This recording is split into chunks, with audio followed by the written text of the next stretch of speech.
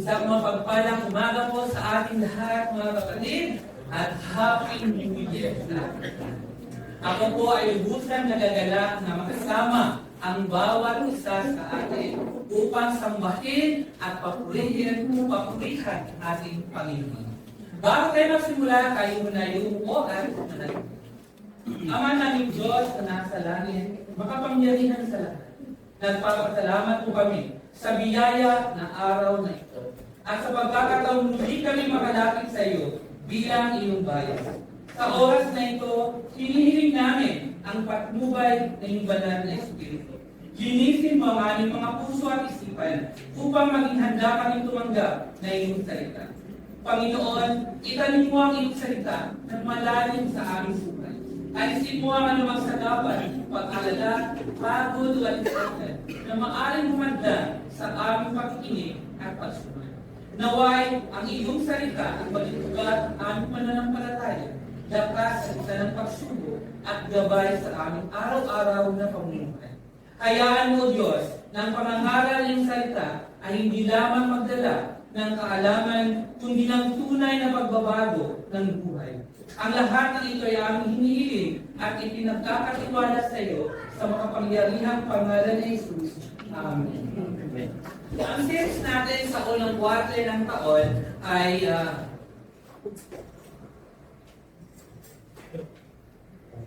Prime Rooted to Growth.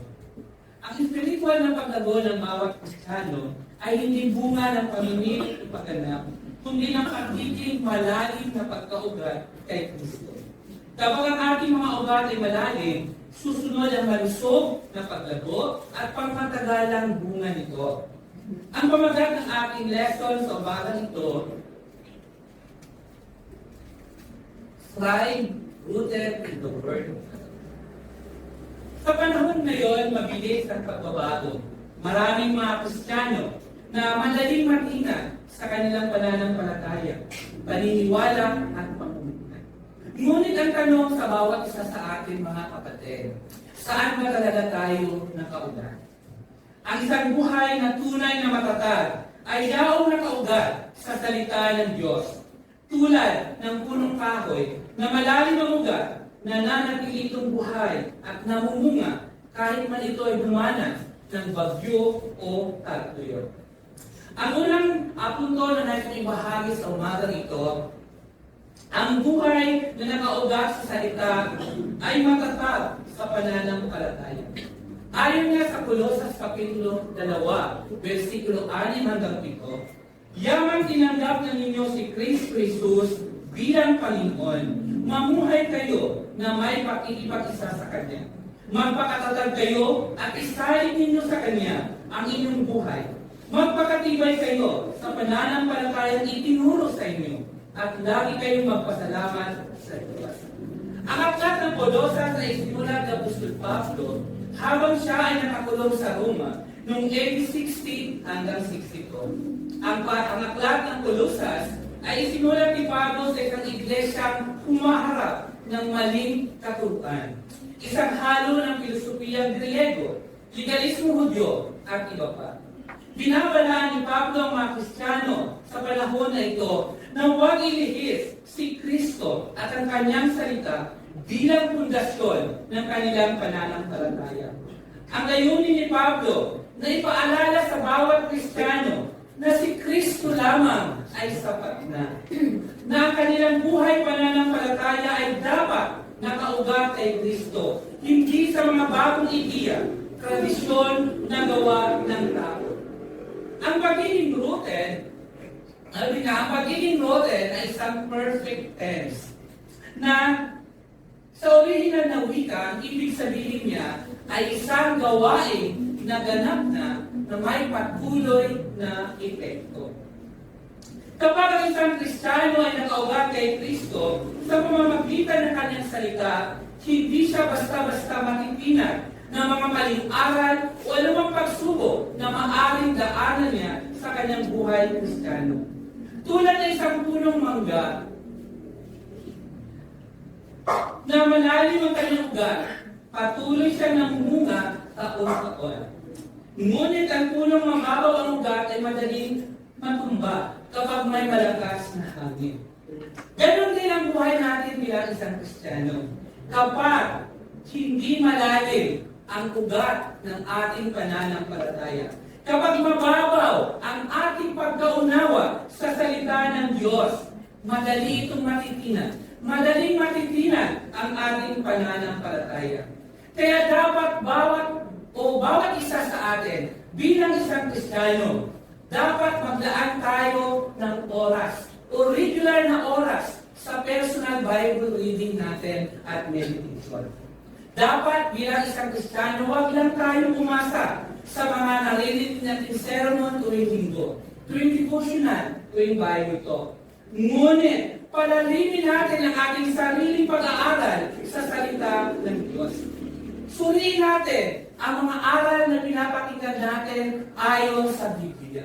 Huwag lang tayong makinig. Kailangan meron tayong paraan paano natin maintindihan ang salita ng Diyos sa sarili natin.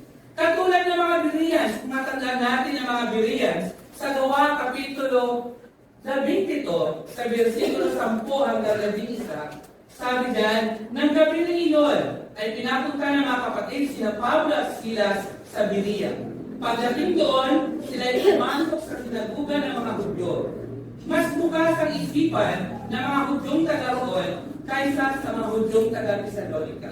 May pananabik silang nakinig sa mga paliwanag ni Pablo at sinaliksik nila araw-araw ang mga kasulatan upang tingnan kung totoo ang sinasabi niya.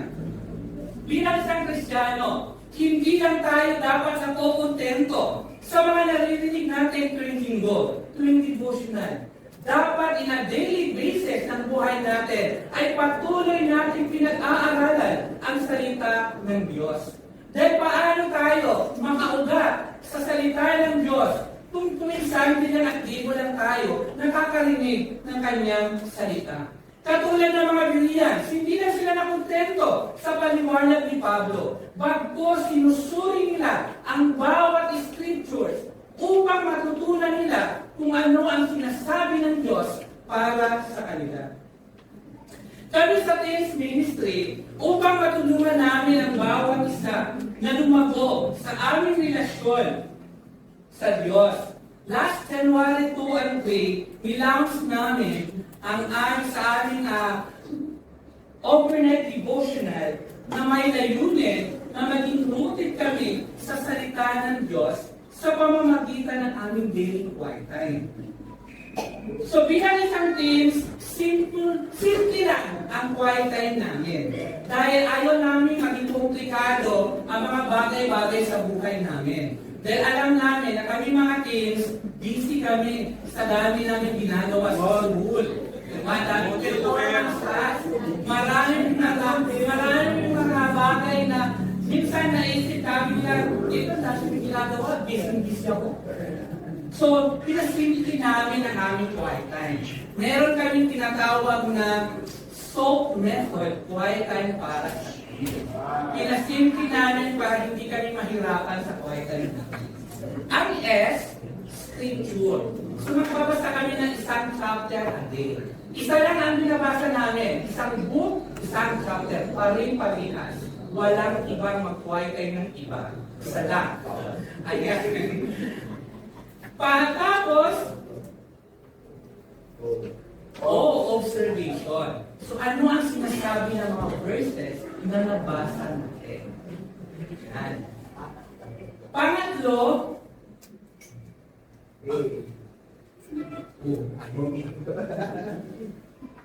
application. Paano po ito sa buhay ninyo? Simple lang. At pagkatapos panalangin. Ito ay pakikipag-ugnayan namin sa Diyos ng tapat. So, ganyan ang aming ginawa para simple lang. Hindi kami masyadong mahirapan sa quiet time natin. Kasi hindi pa namin kaya yung mag-research, maghanap ng kung ano-ano sa mga bagay-bagay. Mahirapan kami lang ito. So, ganyan lang muna. At sinimulan namin ito nung aming quiet time, nung January 3. So, ganyan ang aming quiet time. So, sa bahay namin, at least na-accommodate yung quiet time namin. So, ang mga boys namin, nag-2x2 sila. Yung mga girls, nagsama-sama sila sa room. So, meron naman kami mga area na pwede sila mag-quiet time. Sa rooftop, sa sala namin. So, kaya naman kahit maliit lang yung bahay namin, pero kaya namin mag-teams. Pero teams lang pwede. Ayan. So, ganyan ang ginawa namin para bawat isa sa amin, matutunan talaga namin paano at the same time, magkaroon ng relationship yung bawat teams. Sa bawat player partner na meron sila, nakikilala nila yung bawat isa. At mabibuild nila yung relationship nila bilang isang team. Kasi sabi namin, pag maging faithful kayo at dito lang kayo sa teams, sa East Pasig, magkakasama kayo habang buhay. So walang ibang magtutulungan kasi kayo lang.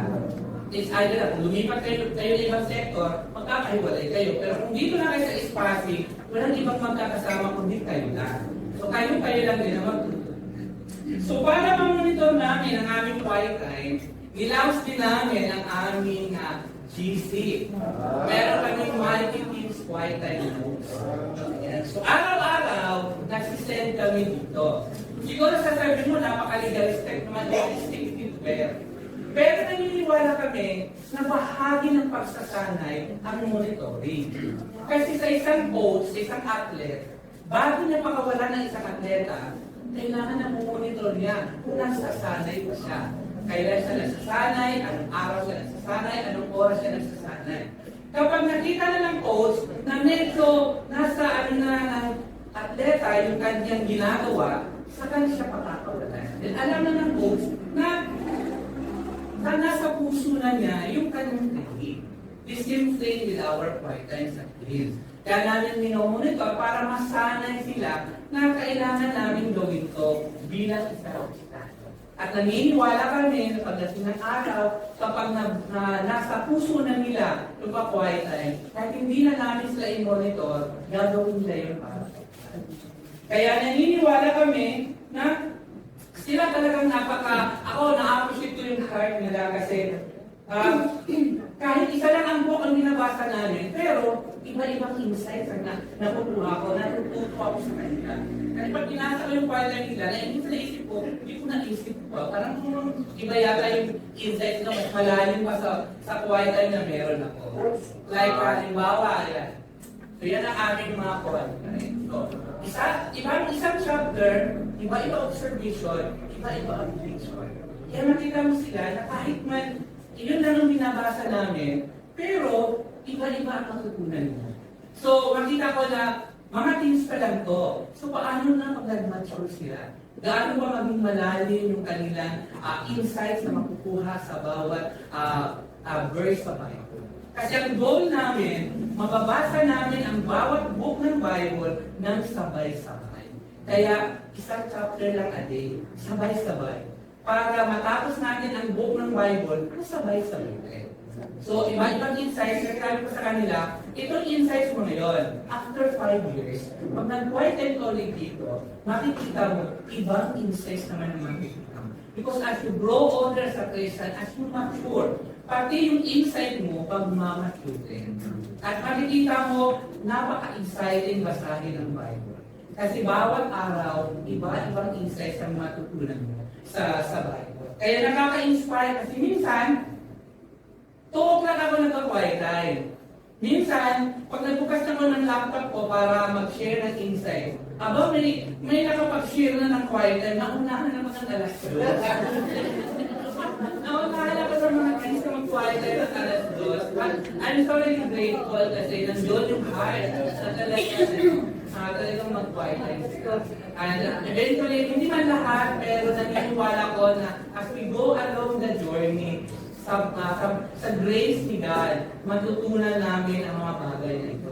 Dahil naniniwala ko na bilang isang Kristiyano, kailangan namin mga bata na matrain, masanay kami para sabay-sabay kami matuto at mag-grow sa relasyon natin sa Diyos. Amen.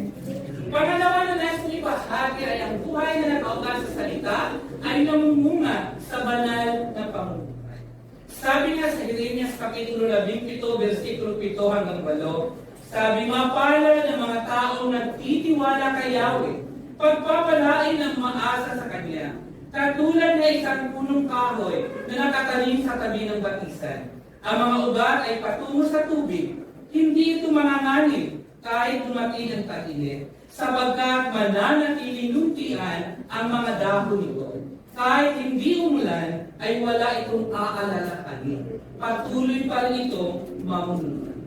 Ang aklat ng Jeremiah ay simulat ng propeta Jeremias sa panahon bago at pagsisimula ng pagkawasak ng Juda, noong mga huling bahagi ng ikapitong siglo BC. Ang kanyang mensahe ay ang pagtawag sa pagbabalik loob sa Diyos dahil sa malawakang pagtalikod ng bayan sa Kanya, pagsamba sa mga Diyos sa ibang bansa at pag-asa ng mga alyansa ng makapangyarihang bansa tulad ng Assyria at Ehipto sa halip na sa Diyos sila magtiwala. Sa Jeremias Kapitulo 17, makikita natin ang malakas na kontrast sa pagitan ng tao na nagtitiwala sa tao at sa sarili at ang nagtitiwala sa Panginoon. Ang mga talatang 7 at 8 ay tumutukoy sa pagpapala ng ganap na pagtitiwala sa Diyos. Dahil ang tunay na tiwala sa Diyos ay hindi pansamantala lamang, hindi pansamantalang pag-asa o kundi malalim na matibay na pagtitiwala ng buhay at kaligtasan. Ito ay hindi lamang isang simpleng paniniwala, kundi reliance natin kay God, na malalim na pagsalalay sa Kanya bilang ating pinuno at gabay. Katulad ng isang puno na nakatanim sa tabi ng batisan o sa tabi ng ilog. Ito ay sumasagisag ng isang buhay Kristiyano na nabubuhay at napapalaki. Dahil tuloy-tuloy ang kanyang buhay, dahil ang pinagmula ng tubig ay tuloy-tuloy. Parang buhay na dumadaloy mula sa Diyos. Ang puno ay hindi basta lamang tumubo. Ang ugat nito ay malalim. Hindi lang ito nanatili sa ibabaw. Bagkus, naghahanap siya ng tubig sa ilalim. At nananatili ito hanggang doon upang magbigay buhay sa puno. Pangalawa, ang puno na nakatanim sa tabi ng tubig o batisan ay hindi natitinag ng init at tagtuyot. Kahit man dumating ang matinding init o tagtuyot sa paligid niya, hindi siya nananamlay dahil meron siyang pinagkukunan ng kanyang buhay. Ito ay sumasalamin sa buhay ng isang Kristiyano na malalim ang ugat sa salita ng Diyos, na kahit anumang pagsubok, na kahit anumang problema, hindi siya natitinag. Dahil alam niya kung saan siya kumukuha ng lakas. Na kahit maraming problema, chill ka lang. Dahil alam mo, si God ang nandiyan. Kaya nga sa lesson ni Jojo nung Wednesday, sabi ko nga sa discussion namin, sa mga pagsubok na binigay ni God, chill ka lang dapat. Kasi alam mo, orchestrated ni God ang lahat ng bagay. Alam mo na sa dulo, ibibigay ni God ang pagpapala kapag tapat ka sa Kanya. Kaya dapat hindi ka mangamba, hindi ka matatakot, chill ka lang sa anumang problema. At palaging namumuna. Patuloy na nagbibigay ng bunga ang mga puno na nasa tabi ng tubig. Tanda ito ng aktibong buhay. Tanda ng espiritual na bunga, tulad ng kabutihan, kagalakan, kapayapaan, at pag-ibig. Ganito ang buhay ng isang tao na naglalakad kasama ang Diyos. Hindi siya basta nakakaligtas sa unos, sa bagyo. Ngunit, patuloy siyang namumuno. Patuloy siyang lumalago sa lahat ng panahon. Kapag ang isang Kristiyano ay patuloy na dinidiligan ng salita ng Diyos, ang kanyang buhay ay nagiging kapaki-pakinabang sa ibang tao. Sa araw-araw na buhay, sa ating pamilya, sa ating trabaho, sa ating relasyon, madalas tayo nasasabi na umasa sa sarili nating lakas, sa ating sariling plano, at sa opinyon ng iba. Ngunit pinapaalala ng talatang ito na dapat sa Diyos natin pupunin ang ating pinagmumulan ng lakas at pag-asa. Kaya upang tayo bilang isang Kristiyano ay nakaugat, kailangan natin na magkakaroon tayo ng regular na pagbabasa ng Biblia at pagninilay. Dahil ang salita ng Diyos ang tubig na nagpapalago sa atin. Dapat regular din ang ating pananalangin at pakikipag-ugnayan sa Diyos. Dahil ito ay relasyon. Isa-isang relasyon kailangan natin ng komunikasyon. So sa relasyon natin sa Diyos, ang panalangin at pakikipag-ugnayan sa Kanya ang ating komunikasyon sa Kanya. Dahil ito ang patuloy na daloy na nagpapalakas sa atin bilang isang Kristiyano. At ang pagsasabuhay ng salita ng Diyos sa pamamagitan ng ating gawa. Na hindi lamang sinasabi natin ang ating pananampalataya, ang ating paniniwala, bagkus nakikita ito sa ating mga ginagawa. Sabi niya sa Mateo Kapitulo 7, versikulo 24 hanggang 27, sinasabi dyan, kaya't ang bawat nakikinig at nagsasagawa ng mga salita kong ito ay naitutulad sa isang taong matalino na nagtayo ng kanyang bahay na ang pundasyon ay bato. Umula ng malakas, bumaha, at binayo ng malakas na hangin ang bahay na iyon, ngunit hindi nagiba sapagkat nakatayo ito sa bato. Ang bawat nakikinig naman ng aking salita, ngunit hindi naman nagsasagawa ng mga ito, ay naitutulad naman sa isang taong hangal na nagtayo ng kanyang bahay sa buhanginan. Umula ng malakas, bumaha, at binayo ng malakas na hangin ang bahay. Ito ay bumagsak at bumusang nawasak. Dapat natin maintindihan mga kapatid na hindi lang sapat na malaman natin ang kalooban ng Diyos. Ang mahalaga ay naisasagawa natin ang kalooban ng Diyos. Hindi lang hanggang sa quiet time, hindi lang hanggang sa pag-aaral natin sa salita ng Diyos. Dapat dumadaan ito sa buhay natin, paano natin isasagawa ito sa sarili natin buhay.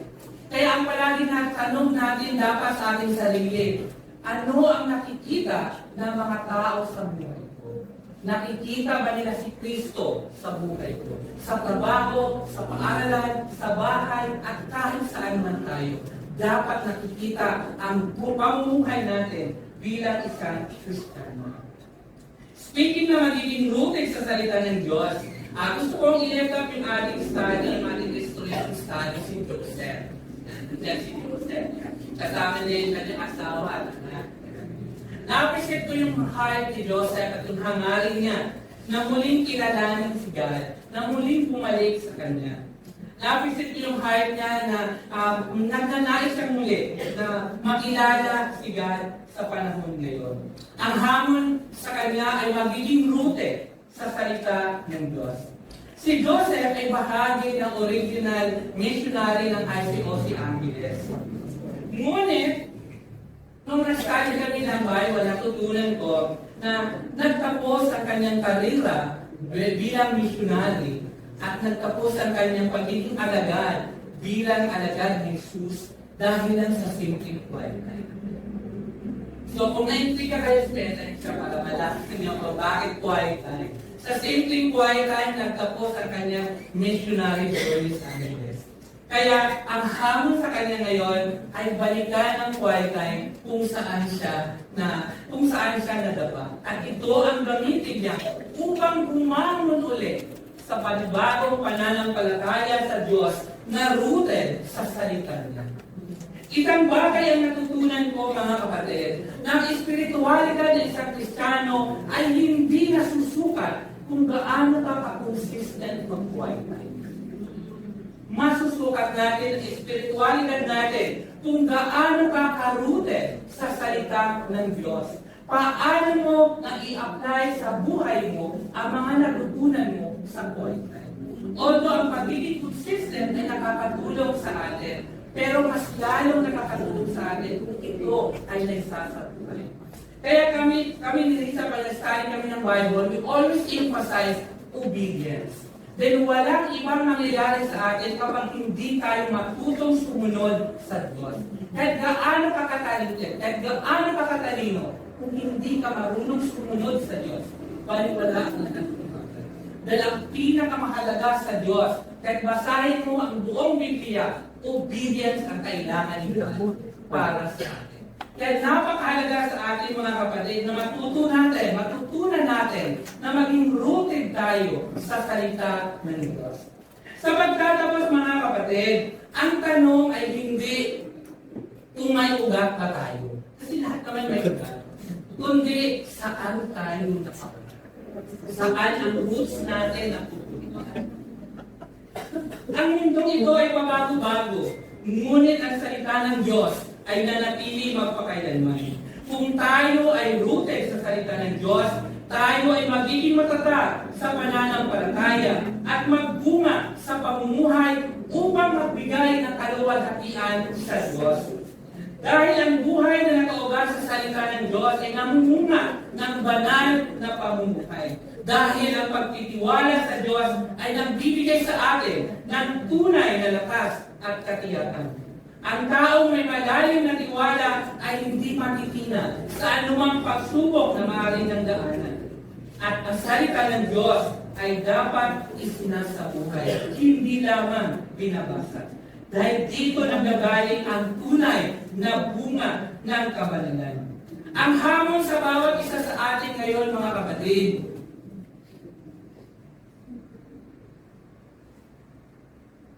muli natin italaga ang ating sarili na maging Kristiyanong malalim ang ugat sa salita ng Diyos, hindi lamang sa salita, kundi sa ating ginagawa. Maraming salamat sa pakikinig to God, your honor.